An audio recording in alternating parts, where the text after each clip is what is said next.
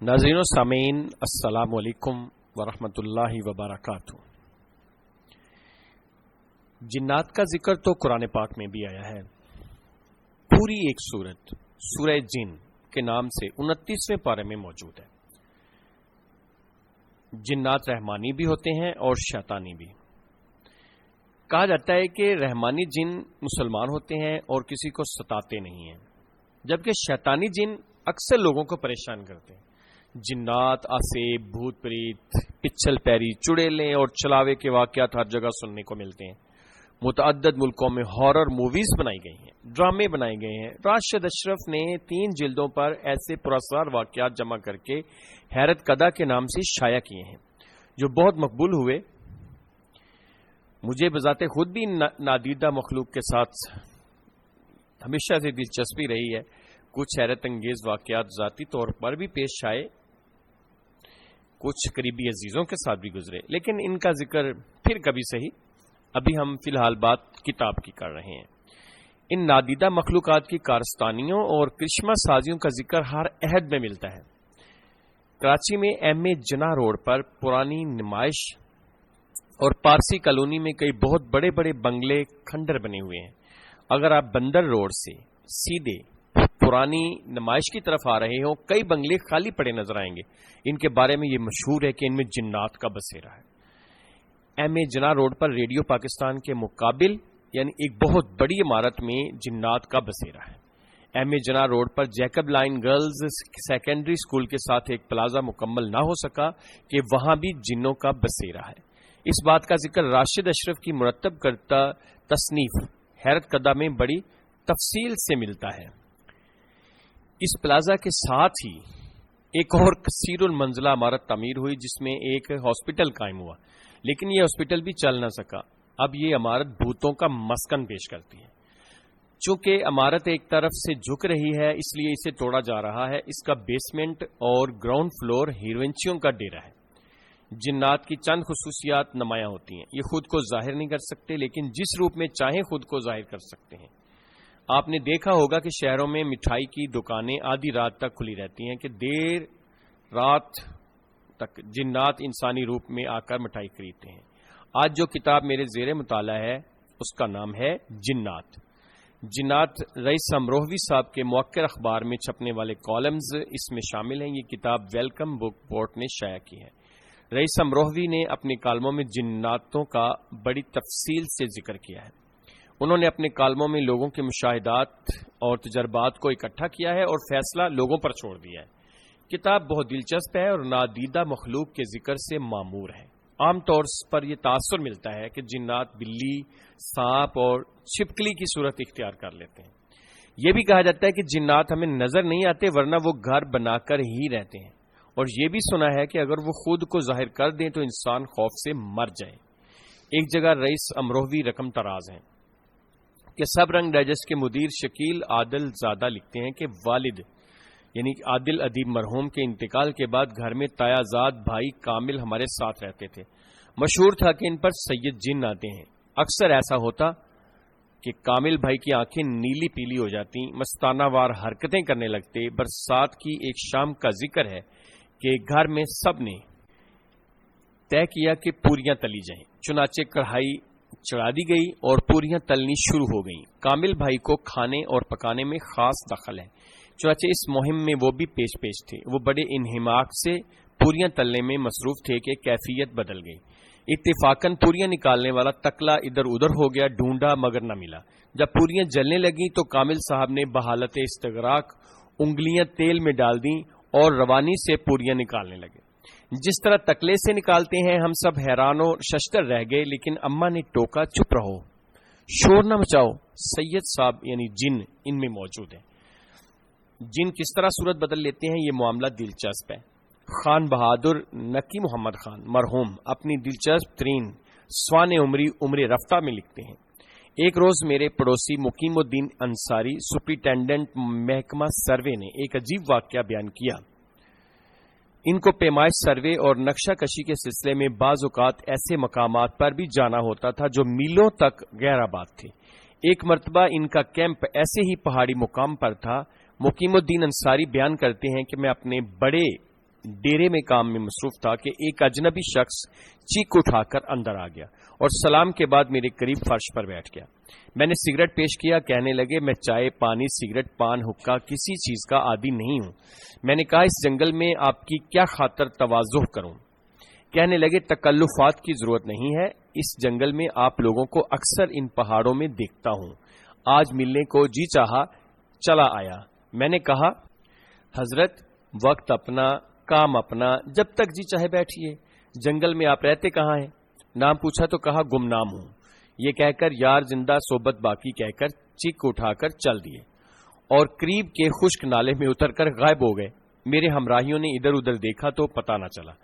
3-4 دن بعد پھر آ گئے۔ چند منٹ بعد کہنے لگے آپ لوگ بڑے لاپرواہ ہیں، یہ بڑا نقشہ ہے،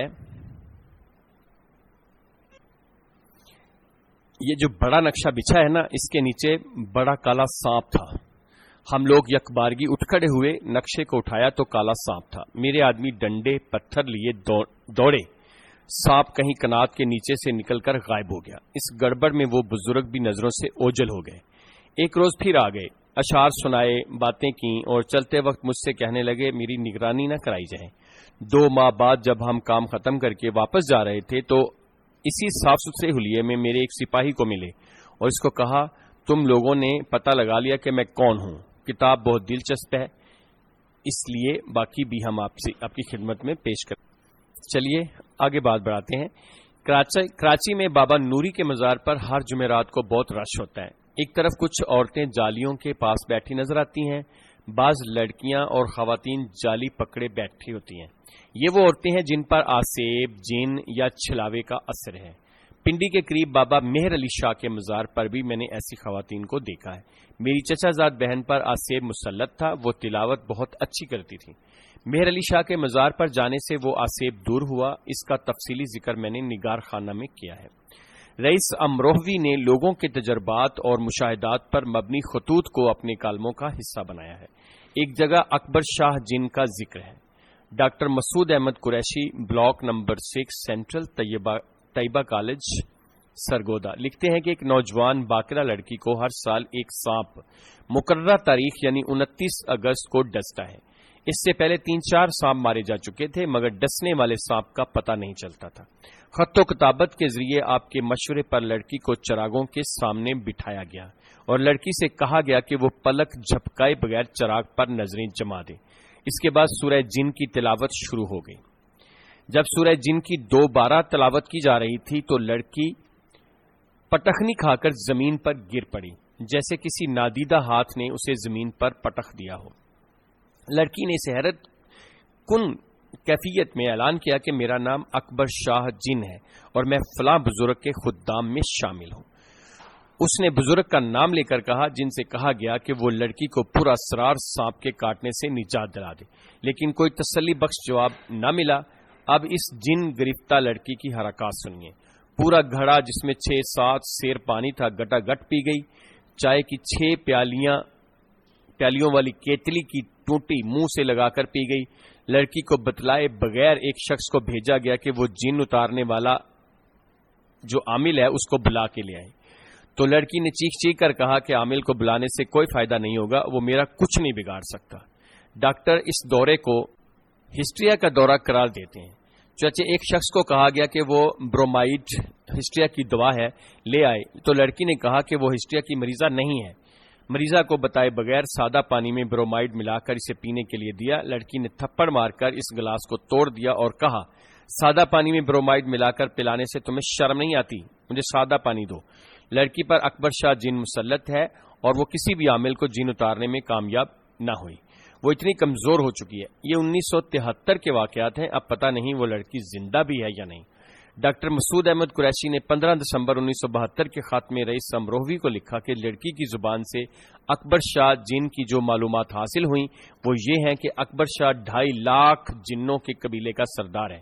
وہ قبیلہ لاہور میں مدفون ایک معروف بزرگ کے دستے مبارک پر مشرف با اسلام ہوا۔ اکبر شاہ جن کے قبیلے کے افراد خود عمل و وظائف اور درود و اذکار میں مشغول رہتے ہیں، لہذا ان پر عملیات اثر انداز نہیں ہوتے۔ Doctor A R Javed post office Sakrand ضلع نوابشاہ کے خط کا اقتباس ملاحظہ ہو. کہتے ہیں کہ ہمارا پیشہ زمینداری ہے اور خاندان کے 4-5 خاندان بھائی وغیرہ ایک ہی آتے میں رہتے تھے. ہماری بھابھی کا قاعدہ تھا کہ جب سے وہ بیاہ کرائی تھیں صبح 4 بجے اٹھتیں اور گھر کے کام کاج میں لگ جاتی. وہ مویشیوں کا گوبر اٹھاتی، جھاڑو دیتی اور صبح ہوتے ہی سب گھر والوں کے لیے ناشتہ بناتی. محنت کے سبب بھابھی کا معدہ کافی مضبوط تھا. 6-7 روٹیاں کھانے کے بعد بھی کہتی کہ میرا پیٹ نہیں بھرا. ہم سوچتے یہ کام زیادہ کرتی ہیں اس لیے بھوک بھی زیادہ لگتی ہے. اتنا کام کرنے کے باوجود ان کے ماتھے پر کبھی بل نہ آتا، نہ کبھی شکوہ کرتی کہ اتنے لوگوں کا کام ان پر کیوں ڈال دیا گیا ہے. 6 ماہ تک یہی صورتحال رہی. پھر اچانک ان کی بھوک کم ہونے لگی اور وہ بہت کمزور ہو گئیں. ان پر دورے پڑنے لگے. وہ کھڑے کھڑے گر جاتی تھیں اور بے ہوش ہو جاتی تھیں. 5-6 ماہ تک یہی حالت رہی. دنیا بھر کے علاج کروائے گئے لیکن ان کے دورے بند نہ ہوئے. تو لوگوں نے روحانی علاج کا کہا. کئی عاملوں کو دکھایا لیکن کوئی کامیابی نہ ہوئی.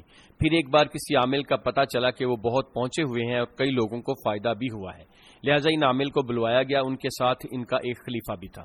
جو ہی عامل صاحب نے گھر کے اندر قدم رکھا بھابھی کو شدید دورہ پڑا. عامل صاحب کو اس کی اطلاع دے دی گئی. انہوں نے والد صاحب کو ایک آیت بتائی اور کہا یہ آیت پڑھ کر مریضہ پر دم کر دو. والد صاحب نے ایسا ہی کیا. جیسے ہی آیت پڑھ کر والد صاحب نے بھابھی کے اوپر پھونک ماری وہ ہوش میں آ گئی. دورے کی کیفیت دور ہو گئی. عامل صاحب نے حکم دیا کہ مریضہ شام تک قرآن شریف کی تلاوت کرتی رہے.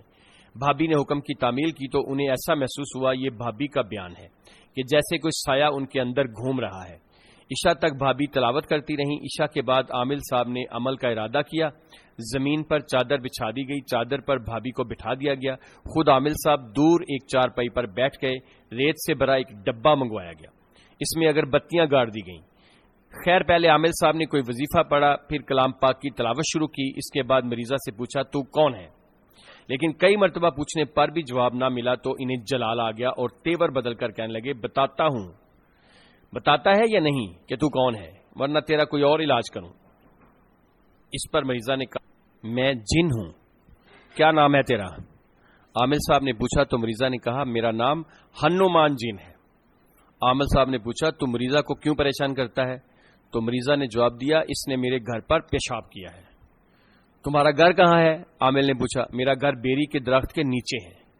بیری کا درخت ہمارے گھر سے تھوڑی دور پر ہے. پھر عامل صاحب نے پوچھا تم اسے چھوڑ کر جاتے ہو یا نہیں؟ پھر تو عامل صاحب نے ڈانٹنا شروع کر دیا. آخر جن نے اقرار کیا کہ جاتا ہوں. عامل صاحب نے کہا جاتے وقت کوئی نشانی دے کر جاؤ. جن نے کہا کس قسم کی نشانی؟ عامل صاحب نے کہا کہ جس چادر پہ مریضہ بیٹھتی ہے اسے نکال کر دور پھینک دو. مریضہ کو گرا دو. اگر بتیاں بجھا دو یہ ہے تمہارے جانے کی نشانی. پھر ایسا ہوا چادر ہلتی نظر آئی لیکن مریضہ بیٹھی رہی. اگر بتیاں جلتی رہیں. عامل نے غصے میں کہا کہ تمہیں جو حکم دیا گیا ہے اس کی تعمیل کرو ورنہ تمہاری خیر نہیں. عامل صاحب کے حکم کی تعمیل کی گئی. اگر بتیاں بجھ گئیں. مریضہ کے نیچے سے چادر نکل گئی. وہ زمین پر گر پڑی. بھابھی نے کلمہ پڑھا. عامل صاحب نے کہا جا کر سو جاؤ. بھابھی کافی نڈھال نظر آ رہی تھی. دوسرے روز عامل صاحب نے ہمارے گھر کی بھیڑ کے کان سے خون نکالا اور اس خون سے بھابھی کے لیے تعویذ لکھا اور کہا اس بھیڑ کو صدقہ کر دو. گھر میں نہ رکھنا اور یا پھر اس کو ذبح کر کے اس کا گوشت غرباء و مساکین میں بانٹ دو. ہم لوگوں نے کہا آپ سے زیادہ مستحق کون ہوگا آپ ہی لے لیجئے. لہذا بھیڑ انہیں دے دی گئی اور بھابھی بالکل ٹھیک ہو گئیں. یہ کتاب تھی جنات جس پہ ہم نے مختصر تبصرہ کیا. یہ جناب رئیس امروہوی کی کتاب ہے اور یہ بالکل سچے واقعات ہیں اور ایسے ایسے معزز بندوں نے کہ جن کو ہم سوچ بھی نہیں سکتے کہ وہ جھوٹ بول سکتے ہیں.